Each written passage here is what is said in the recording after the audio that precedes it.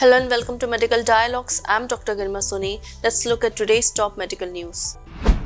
Gluten helpful in chronic inflammatory diseases. In a recent study published in the journal Translation Gastroenterology reveals that gluten can cause inflammation and is a key in celiac disease. It might also be linked to other autoimmune and inflammatory problems. Gluten, a key protein found in wheat, barley, and rye, is associated with several health problems, especially celiac disease. It is made up of two main proteins, glutenin and gliadin, with gliadin making up around 70% of gluten and being particularly known for triggering harmful immune reactions in celiac disease. Also, it can cause issues beyond celiac disease, indicating it may play a larger role in inflammatory and autoimmune diseases. Celiac disease is a long-lasting autoimmune condition marked by inflammation in the intestines, an overactive immune response, and high level of pro-inflammatory cytokines. Gliadin peptides in gluten are the main triggers for this disease. These peptides cause inflammation in the mucosal lining, damage to the epithelial cells, and disruptions in the balance of gut bacteria.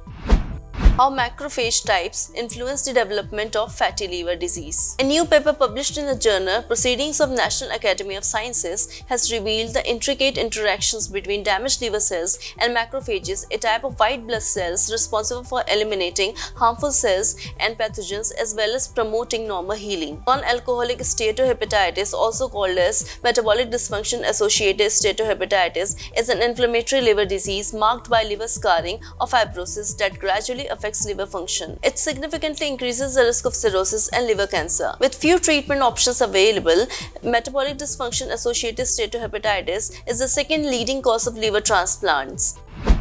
Can cancer drugs transform Alzheimer's care? The study published in the journal Science proposes that inhibiting the kynurenine pathway, a key regulator of brain metabolism, could enhance or even restore cognitive function in Alzheimer's disease by restoring normal brain metabolism. Neuroscientists believe that Alzheimer's disease might damage brain function by interfering with glucose metabolism, which is essential for maintaining a healthy brain. Essentially, a reduced metabolism deprives the brain of the energy it needs, leading to problems with thinking and memory. A team of neuroscientists have focused on the kynurenine pathway, a key regulator of brain metabolism. They suspect that this pathway is overactivated due to the buildup of amyloid plaques and tau proteins in the brains of Alzheimer's patients. Researchers have demonstrated that blocking the kynurenine pathway in lab mice with Alzheimer's disease can enhance or even restore cognitive function by re-establishing normal brain metabolism. In the brain, kynurenine plays a role in producing lactate, an energy molecule that supports neurons and maintains healthy synapses.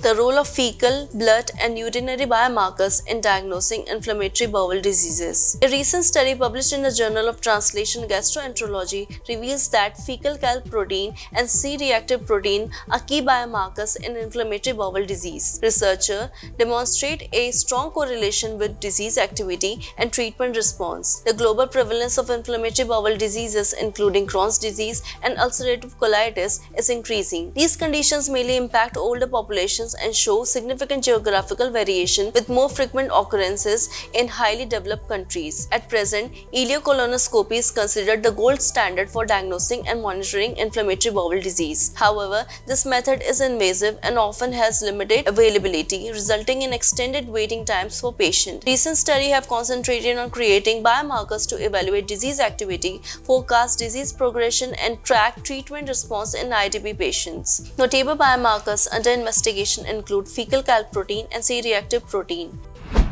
That's all for today. Stay tuned to Medical Dialogues for latest updates.